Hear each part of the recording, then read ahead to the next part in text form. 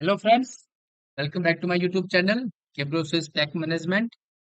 And इस channel में हम बात करते हैं प्रोजेक्ट मैनेजमेंट की। क्या क्या प्रोजेक्ट मैनेजमेंट के तो बेस हैं, डॉक्यूमेंटेशन है, RFP, DPR and project how to manage project, operational management. And आज की इस वीडियो में हम बात करेंगे रिस्क मैनेजमेंट की और इसके 7 टाइप्स की जो जनरली हम फॉलो करते हैं ड्यूरिंग प्रोजेक्ट प्रोजेक्ट मैनेजमेंट। तो शुरू करते हैं आज की वीडियो, बने रहें। एंड वीडियो शुरू करने से पहले मैं आपसे रिक्वेस्ट करूंगा, प्लीज मेरे चैनल को लाइक करें, शेयर करें, सब्सक्राइब करें, बेल आइकन दबाएं। बहुत मेहनत लगती है फ्रेंड्स वीडियो बनाने में। आपके लिए काफी टाइम निकाल के ये सब वीडियो बनाता हूँ मैं, तो मुझे भी आपका थोड़ा सा सपोर्ट चाहिए। तो शुरू करते हैं आज की video.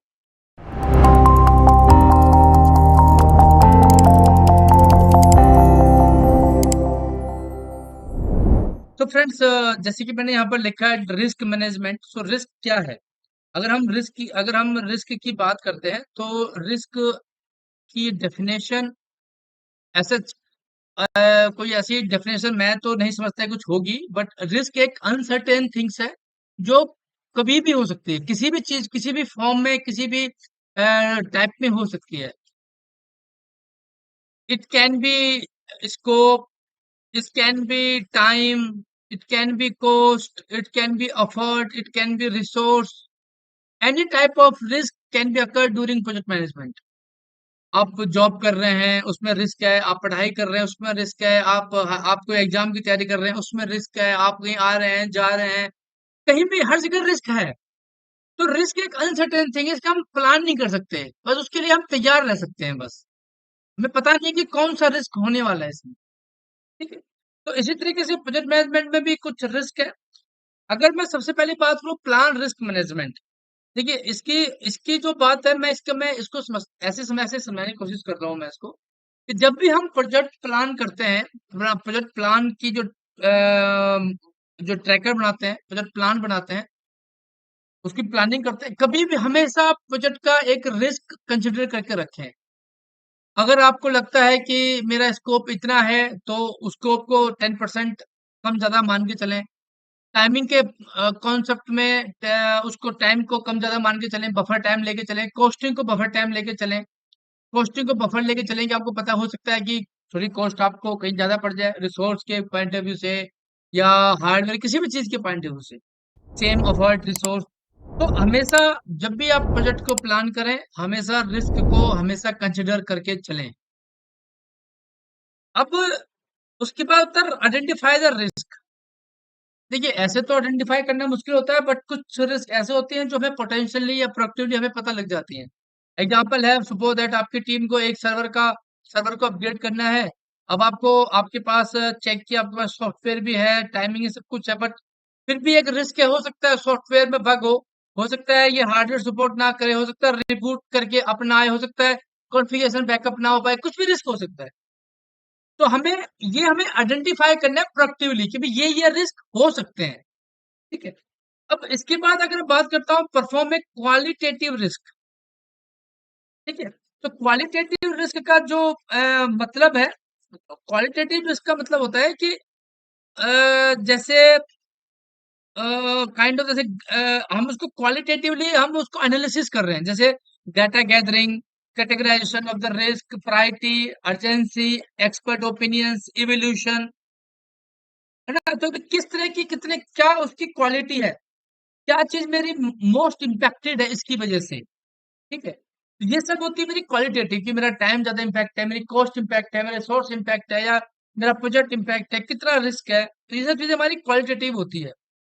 Once the qualitative risk identify, then we go for quantitative. ठीक है। क्वांटिटेटिव का मतलब होता है कि हाउ मच।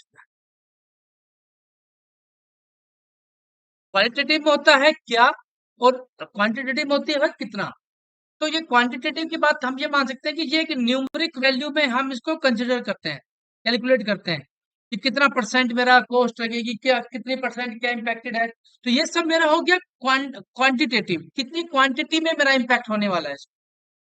हम इन सब जो डिटेल में जानेंगे, बट इस वीडियो में पॉसिबल नहीं है। आने वाले वीडियो में डिटेल में मैं पढ़ाऊंगा, मुझे आप कमेंट करना अगर आपको डिटेल में चाहिए तो। तो इस तरह की हम क्वांटिटेटिव बनाते हैं कि क्या चीज मेरी कितनी क्वांटिटी में इम्पैक्ट होने वाली है। उसके बाद आया था मेरा प्लान रिस्क रिस्पॉन्स। देखिए, प्लान रिस्क रिस्पॉन्स का मतलब होता है कि अब हमें पता है कि मेरा सर्वर में ये रिस्क है, या इस एक्टिविटी में ये रिस्क है।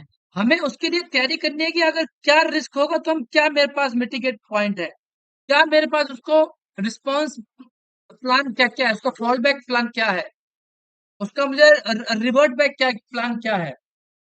ठीक है ना, मैं उसको सॉफ्टवेयर को अपग्रेड वापस रीग्रेड कर सकता हूँ, चेंज कर सकता हूँ, कॉन्फ़िगर डिफ़ॉल्ट कॉन्फ़िग में ले आके दोबारा कॉन्फ़िग बैकअप कर सकता हूँ, सिंक कर सकता हूँ, मेरा बैकअप है कि नहीं है, कब तक का बैकअप है, कितना मेरी सर्विस इम्पैक्ट है, कितना इम्पैक्ट है। तो वो सब चीज़ मुझे रिस्क रिस्पॉन्स में मुझे कंसीडर करके रखनी चाहिए।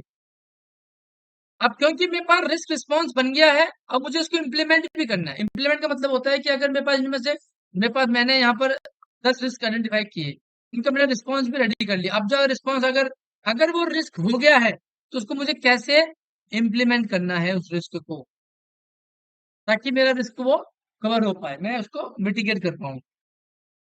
तो जैसे मेरा रिस्क मेरा मिटिगेट हो गया, मैंने कंसिडर कर लिया, जो भी इम्पैक्ट है उसको मैंने कंसिडर कर लिया पहले ही मैंने। अब मेरा होगा मॉनिटरिंग द रिस्क। मॉनिटरिंग का मतलब है कि मैं उस रिस्क को मॉनिटरिंग करूंगा कि वो रिकर ना हो, या उसकी वजह से मेरे प्रोजेक्ट में और कुछ इम्पैक्ट ना हो, और फ्यूचर में उसको अवॉइड करने की कोशिश करूंगा। ठीक है, इसके बाद जो चीज आती है वो आती है मेरी रिस्क रजिस्टर, और केईडीबी बोल सकते हैं इसको हम, केईडीबी। तो रिस्क रजिस्टर का मतलब होता है कि आपका जो भी रजिस्टर आपका आइडेंटिफाइड हुए हैं, इम्प्लीमेंट हुए हैं, रिस्पॉन्स हुए हैं, मिटिगेट हुए हैं, उनको आप एक रिस्क रजिस्टर बना के रखें प्रोजेक्ट के टाइम पे। उस रजिस्टर में आपको डिटेल रखें कि क्या रिस्क था, क्या रिस्क आईडी थी, क्या इम्पैक्टेड था, क्या रिस्पॉन्स था, क्या किस टीम ने क्या मिटिगेशन पॉइंट लिए। तो ये चीज जब आप प्रोजेक्ट को हैंडओवर करते हैं क्लाइंट को या ऑपरेशन टीम को, तो ये रिस्क रजिस्टर भी साथ में आपको हैंडओवर करना चाहिए, ताकि प्रोजेक्ट को, टीम को या क्लाइंट को ये पता रहे कि प्रोजेक्ट में क्या रिस्क आइडेंटिफाइड हुए थे। और अगर फ्यूचर में वो रिस्क दोबारा आते हैं तो what will the response, what will the mitigate point. इसी तरीके से केडीबी होती है, नॉन एरर डाटाबेस, जिसमें हम अपने जो भी मेरे एरर्स होते हैं, जो भी इश्यूज होते हैं, उनको मैं नोटिस करता हूँ या रिकॉर्ड करके रखता हूँ। तो फ्रेंड्स, ये मेरे कुछ टाइप के रिस्क थे जो मुझे कंसिडर करने चाहिए प्रोजेक्ट मैनेजमेंट के टाइम पे। कभी भी प्रोजेक्ट को फॉर ग्रांटेड मत लो, रिस्क को अवॉइड मत करो। रिस्क को अगर आपने अवॉइड कर दिया है, इस रिस्क को अवॉइड करना ही अपने आप में बहुत बड़ा रिस्क है। तो don't avoid the risk, don't neglect the risk, don't ignore the risk, कि भाई ठीक है, होगा तब देखा जाएगा। Don't go in that format, in that fashion. Always consider the risk, always on high priority, identify, response, work and mitigate on the timely basis. तो friends, आज की वीडियो में इतना ही। आने वाली वीडियोज में और डिटेल में चीजें जानेंगे। तो thanks for watching this video. मेरे वीडियो साथ बने रहें, चैनल साथ बने रहें, लाइक करें, शेयर करें, सब्सक्राइब करें। एंड मिलते हैं अगले अगले एक और वीडियोस में। तब तक के लिए थैंक यू, टेक केयर।